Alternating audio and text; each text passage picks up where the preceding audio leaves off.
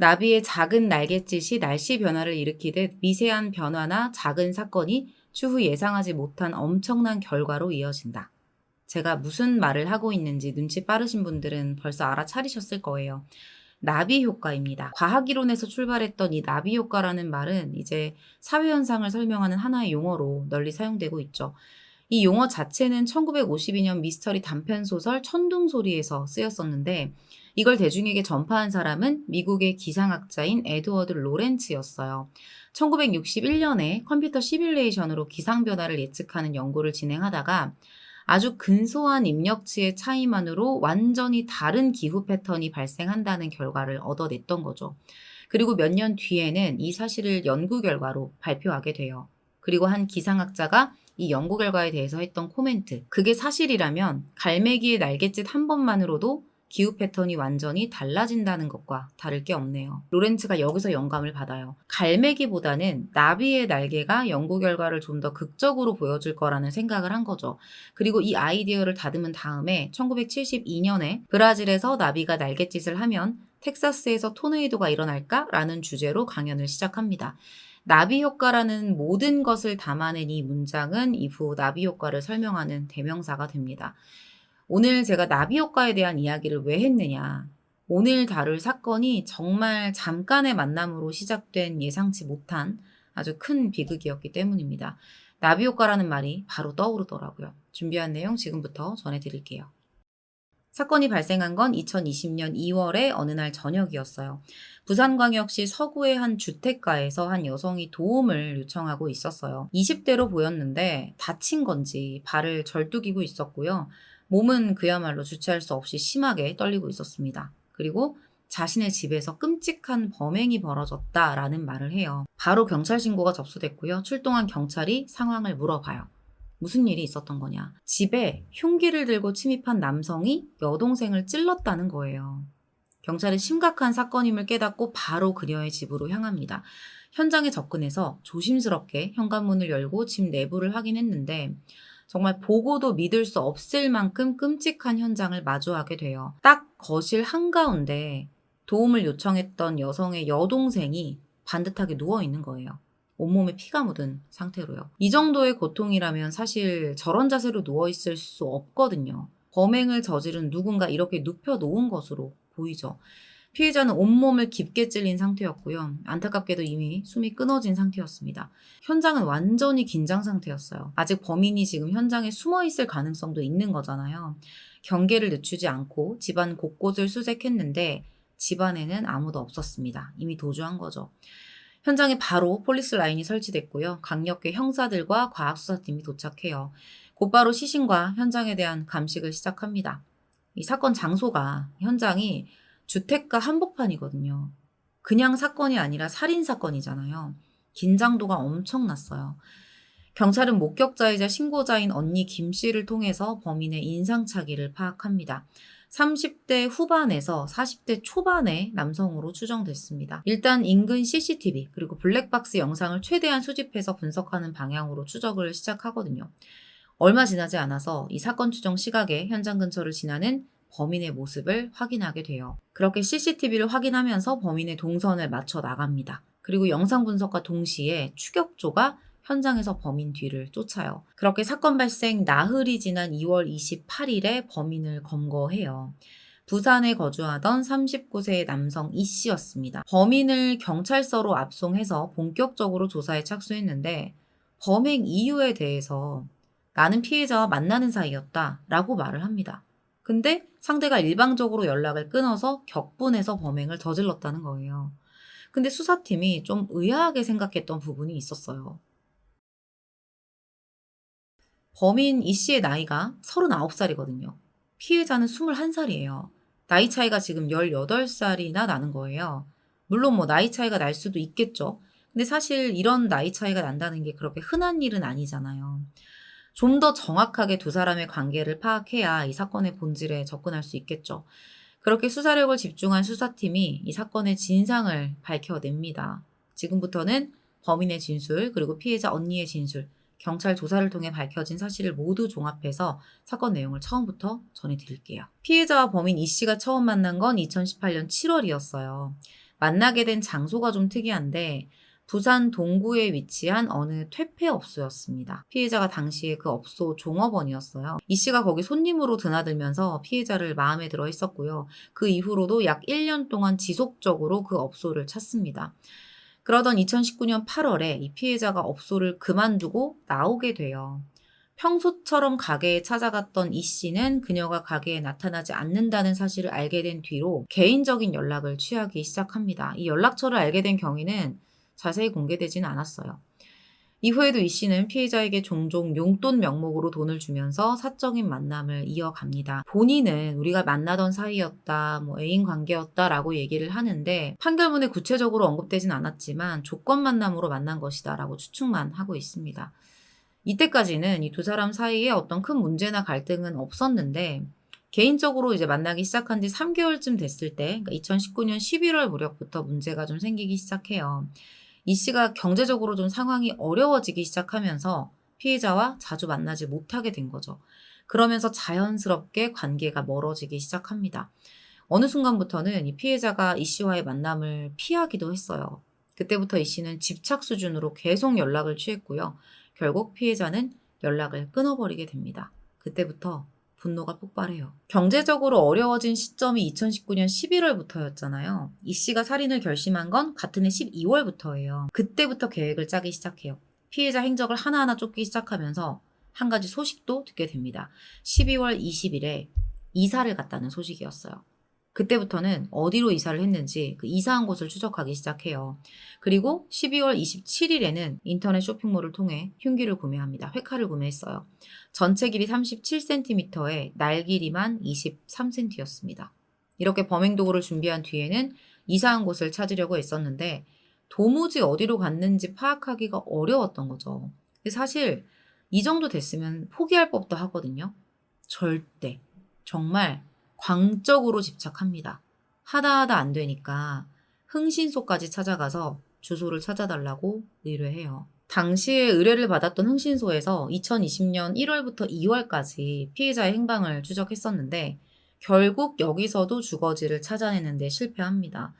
근데 좀 이상하죠. 흥신소라면 주소를 알아내는 것 정도는 사실 별거 아니지 않나? 이렇게 생각을 할 수 있는데 왜 실패를 했을까요? 이게 판결문이나 기사 자료에서는 그냥 실패했다라는 결과만 나와 있긴 한데 두 가지 경우를 좀 추측해 볼 수 있을 것 같아요. 첫 번째는 흥신소가 돈만 받고 제대로 추적을 하지 않았을 가능성이 있고요. 두 번째는 피해자가 뭔가 이상한 낌새를 느끼고 먼저 잠적했을 그런 가능성이 있겠죠. 딱 연락이 끊어질 무렵에 이사를 간 것도 그렇고 이게 지금 흥신소가 알아내지 못할 정도면 아예 작정하고 지금 잠적해버렸을 가능성도 생각해 볼 수 있는 거예요. 그냥 이사가 아닌 잠적이요. 내가 해도 안 되고 흥신소도 못 해낸 일이라면 그냥 여기서 끝내야 되는데 이 씨는 멈추지 않습니다. 2020년 2월 말부터 회칼과 목장갑을 소지한 상태로 다시 직접 찾아 나서요. 그러니까 어디서든 만나기만 하면 지체 없이 그 자리에서 바로 살인을 할 준비를 마친 거예요. 그렇게 닥치는 대로 피해자에 대한 정보를 캐고 다녔는데 결국 하나의 정보를 얻어내는데 성공합니다. 피해자가 부산 서구의 모처에 사는 것 같다라는 내용이었어요. 이 씨는 곧바로 부산 서구로 향했고요. 주거지로 추정되는 구역에 가서 무작정 그녀를 찾아다녀요. 일명 뻗치기를 한 거예요. 이 뻗치기가 언론에서 사용하는 은어인데 기자들이 특종이나 단독을 얻기 위해서 한 장소에서 대상이 나타날 때까지 무작정 기다리는 행위를 말합니다. 누군가를 죽이려고 시작한 뻗치기죠. 그리고 불과 며칠 만에 피해자를 찾아내요. 이 씨는 피해자의 뒤를 몰래 밟았고요. 어디에 사는지 그리고 주거지를 출입하는 모습까지 확인하면서 정확히 저기에 살고 있다라는 것까지 알아내요. 2월 22일부터 23일까지 이틀 동안 쫓으면서 확실한 주거지를 파악한 거죠. 그리고 바로 살인 계획을 실행에 옮깁니다. 2월 24일 이 씨는 피해자의 집 현관문 앞을 서성이다가 오후 3시경에 피해자의 언니와 딱 마주쳐요. 그 언니한테 자신을 채권자라고 속입니다. 그리고 피해자 언제 오는지 이걸 물어봐요. 동생이 나한테 빚을 졌다. 좀 만나야겠다. 언제 집에 오냐? 이런 식이었어요. 언니도 지금 갑작스럽게 모르는 사람이 내가 채권자다 이러고 오니까 좀 놀란 거예요. 당황스러웠죠. 그래서 자기도 모르게 동생은 저녁 7시에서 8시 사이에 와요. 이렇게 알려줍니다. 이 씨는 그 말을 듣고 일단 자리를 떠나요. 이제 시작이라고 생각을 했겠죠. 범인 이 씨가 피해자의 언니의 존재에 대해서 원래 알고 있었는지 아니면 뭐 스토킹을 하는 과정에서 알게 됐는지 그건 정확하게 공개되어 있지는 않아요. 다만 이 언니가 범인 이 씨의 질문에 순순히 답한 걸 보면 이 씨와 동생의 관계 자체를 아예 몰랐을 가능성이 좀 높아 보이거든요. 만약에 범인이 어떤 인물인지 알았다면, 그리고 적어도 동생으로부터 지금 누군가에게 쫓기고 있고 집착하는 누군가가 있어서 두렵다라는 말이라도 들었다면 곧장 동생에게 전화를 걸어서 알렸을 것 같은데 그러지 않았거든요. 그렇게 현장을 떠난 이 씨는 부산광역시 서구 토성동에 위치한 한 중국집에서 술을 마시면서 피해자의 귀가 시간까지 기다립니다. 그리고 오후 6시 40분경 목장갑을 끼고 신문지에 싼 회칼을 허리춤에 끼운 상태로 피해자의 집으로 향해요. 이 씨는 지체 없이 현관문을 두드렸고요. 마침 또 이때 피해자가 문을 열어요. 이 씨의 얼굴을 보자마자 깜짝 놀라서 황급히 문을 닫으려고 했는데 얼마나 무서웠겠어요. 이미 이 씨의 발은 문틈으로 들어와 있었습니다. 그리고 곧바로 집 안으로 쳐들어가요. 잠깐 제가 영상 보시는 분들한테 좀 당부를 드리고 싶더라고요. 이 내용을 보면서. 절대로 함부로 문을 벌컥벌컥 열면 안 돼요. 꼭 시건장치를 건 다음에 밖을 확인하는 습관을 들이시기를 바랍니다. 이미 열고 나면 뭐 시간적인 물리적인 방어막이 다 사라지는 거거든요. 피할 시간도 없고요. 어떻게 할 수가 없어요.